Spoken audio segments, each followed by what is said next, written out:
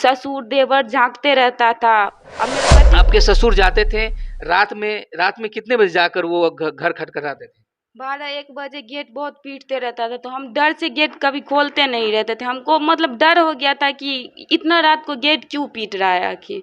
हम तो आए थे बाहर से और ऐसे हमारे पीट रहा हाँ, है। पति को भी हमसे दूर कर दिया था, कहीं भेज दिया था। तो हमें भी लगा कि हम तो थे शहर में थे तो पति के साथ ही थे, और गाँव आते ही ऐसे नमस्ते दोस्तों, बिहार में हर दिन एक बेटी बलि चढ़ जाती है। आप देखिएगा तो भारत में रोज एक बेटी को मार दिया जाता है।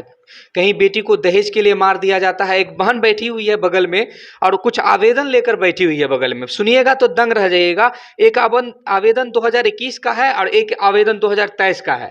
आज ये बच गई हैं। स्क्रीन पर एक वीडियो चल रहा होगा, मैं इनका फेस नहीं दिखा सकता। ये हॉस्पिटल में भर्ती है, कहते हैं इनका ससुर होता है। उनका काला कांड इन्हीं के मुंह से सुनेंगे और क्या करते थे वो, जो आवेदन में लिखा हुआ है इन्हीं के मुंह से सुनेंगे कि वो इतना टॉर्चर किए, इनको इतना टॉर्चर किए कि ये हॉस्पिटलाइज हो गई।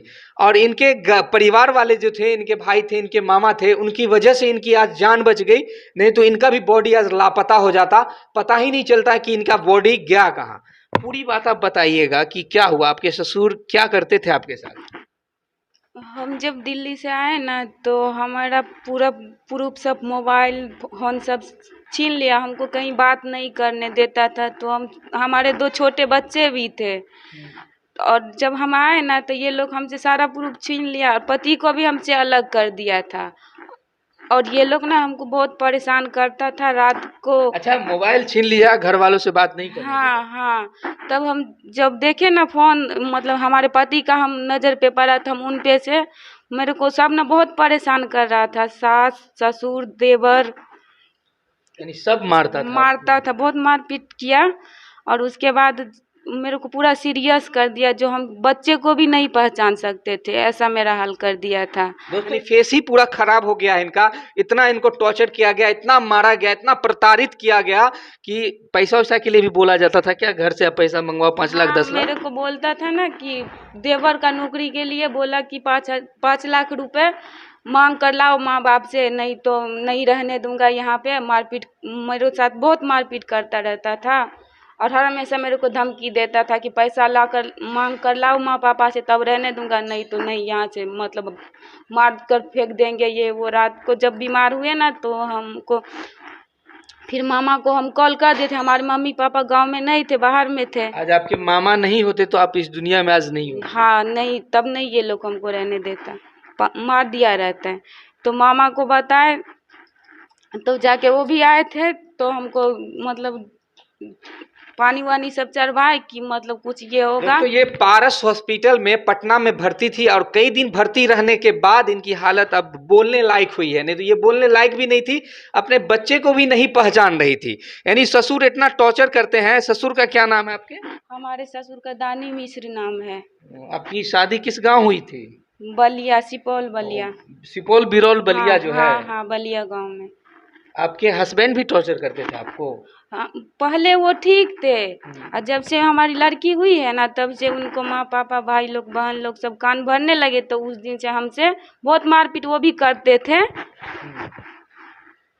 अब देख सकते हैं दोस्तों, एक आवेदन 2019 का आवेदन है और एक आवेदन 2023 का है। एक आवेदन में भी, उसमें भी लिखा गया है कि मारपीट किया जा रहा है, और दूसरे आवेदन में भी लिखा गया है टॉर्चर किया जा रहा है, मारपीट किया जा रहा है। एक आवेदन महिला थाना में दिया गया है। अब पुलिस प्रशासन पर आपको उम्मीद है कि आपको न्याय मिलेगा। आप हर बेटी आजकल बिहार में आप देखिएगा तो हर बेटी, आप ही नहीं है पहली, अनेकों बेटी का बॉडी लापता है, किसी को मार दिया गया, किसी को गायब कर दिया गया। बस कारण होता है दहेज। आपसे 5 लाख मांगा गया, किसी से 10 लाख मांगा जाता। पुलिस प्रशासन को क्या कहना चाहिए? हम तो चाहे कि हमारा घर बस जाए, बच्चे हैं, बच्चे बिगड़ रहे हैं, वो लोग कोई ये करता ही नहीं है, 1 रुपया भी खर्चा नहीं देता है। बोलता है कि मायके में रहो। बहुत हमारा इलाज होने पर भी मतलब हमको वहाँ पे नहीं रहना देता है। पति से भी मेरे को अलग कर दिया है। ससुर और देवर लोग, ननद हमारे यहीं पे रहती है, वो अपना यानी आपके ससुर अभी भी इतना होने के बाद भी कहते हैं कि आप अपनी मायके घर रहो और हम आपको पैसा भेजेंगे। हाँ, बोलते हैं पर कभी दिए नहीं आज तक। सिर्फ बोलते हैं। हाँ, सिर्फ बोलते हैं, और 1 रुपया भी नहीं दिया। ना बच्चे सब के बारे में कभी हमसे पूछा। आज हर बाप माँ चाहता है कि हमारी बेटी एक अच्छे घर में जाए, और बेटी की शादी कराने में कितना खर्च होता है वो हर बाप माँ जानता है, और खर्च होने के बाद कितनी परेशानियों का सामना करना पड़ता है वो हर बाप माँ जानता है।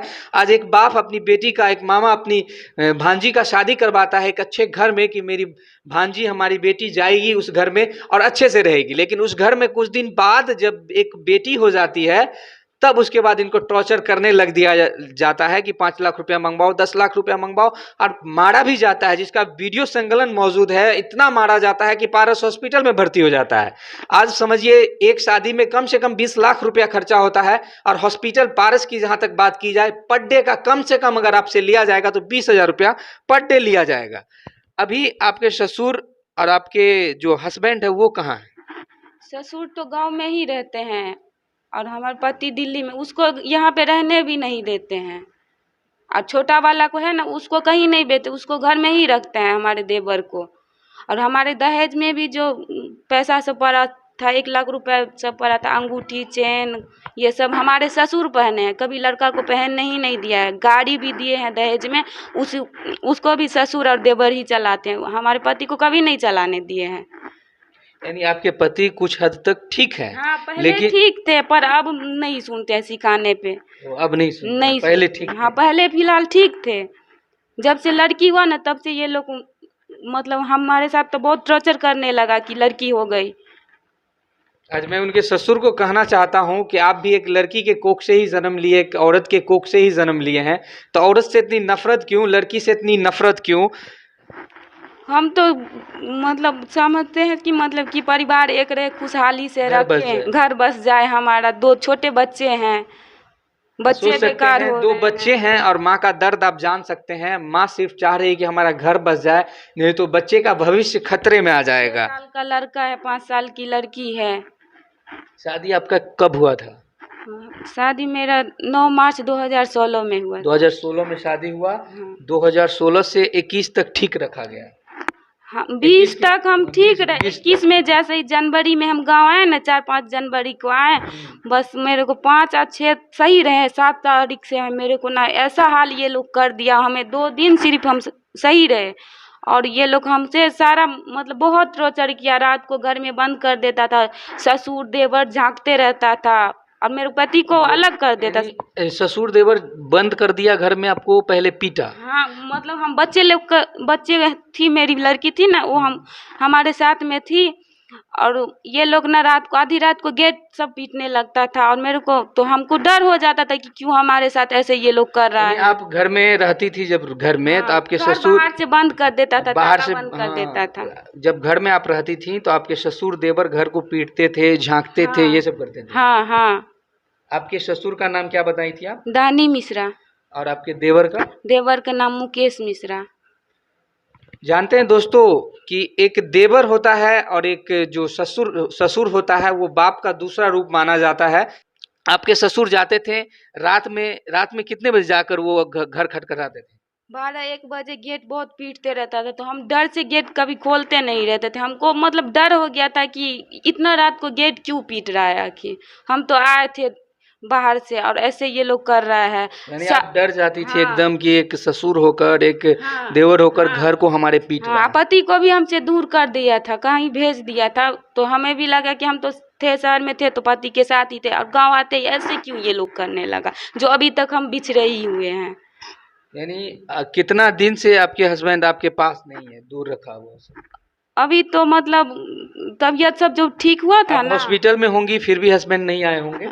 नहीं आए थे, पर भाग गए थे, रुके नहीं थे। वो रुके नहीं? नहीं, फिर हम यानी जब वाइफ बीमार हो और हस्बैंड सिर्फ देख कर ही चले जाते हैं? हाँ, वो चले गए थे। फिर उसके बाद साल भर के बाद आए थे, मतलब 2022 में अप्रैल में आए थे, और फिर जुलाई में जो गए हैं ना, तो अभी तक नहीं आए हैं। 2022 का जुलाई में गए हैं, 2 जुलाई को, उसके बाद अभी तक नहीं आए हैं।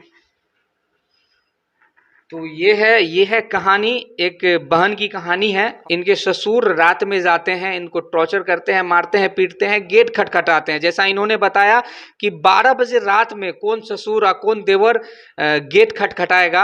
जैसा इन्होंने बताया कि 12 बजे रात में जाकर वो गेट खटखटाते थे, ये डर जाती थी और बाहर से वो लॉक भी कर देते थे। हाँ, ताला लगा देते थे, मेरे को बाहर भी नहीं निकलने देता था। 5 दिन तक घर में ही बंद करके छोड़ देता, खाना पीना कुछ भी नहीं देता था।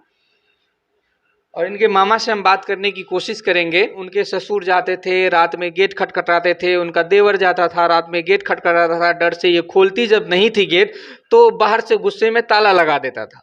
यानी अगर गेट खोलती तो पता चलता सुबह तक इनकी भी बॉडी लापता हो जाती। यानी आपको कब पता चला कि हमारी भांजी को मारा पीटा प्रताड़ित कर रहा है? ये लोग जब दिल्ली से आया है, तो जब से शादी होके गौना होके ये लोग जब गई है यहाँ से, तो मेरे को कभी ये फ़ोन नहीं की थी। तो मेरा जीजा जी और सिस्टर मेरा ये दोनों बाहर में थे, हिमाचल में। तो वहाँ से मेरे को एक कॉल आया जो शायद इसका तबीयत कुछ ज़्यादा सीरियस हो गया है, या इसको किसी ये लोग जो है अपना प्रताड़ित किया या कुछ खिला उला दिया है। तो रात में जब हमको इसका भी फ़ोन आया, तो जब ये कभी फ़ोन नहीं की थी, 12 साढ़े 12 बजे रात में हमको ये जब फ़ोन लगाई, तो दूसरे नंबर से, लड़के का नंबर से मेरे को कॉल आया।